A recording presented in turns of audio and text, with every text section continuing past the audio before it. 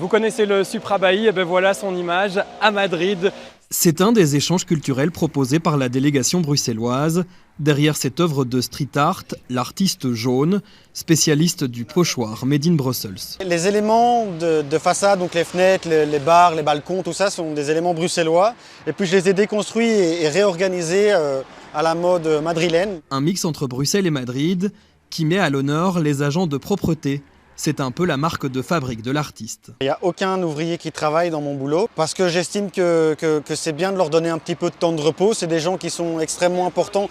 Moi, je peins tout le temps toutes les petites mains qui font fonctionner notre société et du coup, je m'amuse à ne pas les faire travailler. Et donc, c'est juste un peu, c'est le moment avant le chaos. Si eux, ils s'arrêtent de bosser, notamment les éboueurs, s'ils s'arrêtent de bosser pendant une semaine, ça va vraiment être le chaos. On l'a déjà vu dans plusieurs villes. Chaque année, une délégation bruxelloise se rend dans un pays étranger pour mettre en avant les atouts de notre capitale.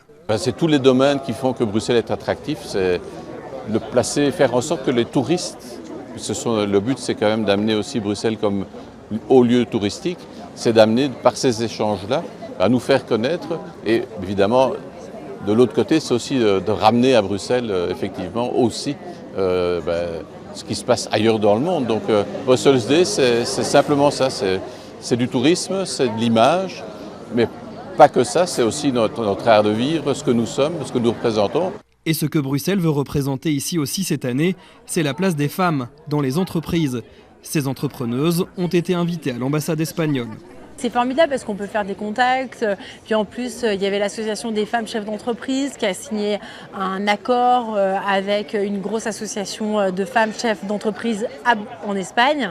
Et du coup, clairement, ça crée des relations. Moi, si j'ai envie vraiment de développer Girlic en Espagne, et ben, clairement par ce réseau, par le réseau des attachés économiques, je vais pouvoir le faire parce qu'ils connaissent la région, ils connaissent les entreprises et ils vont savoir me guider.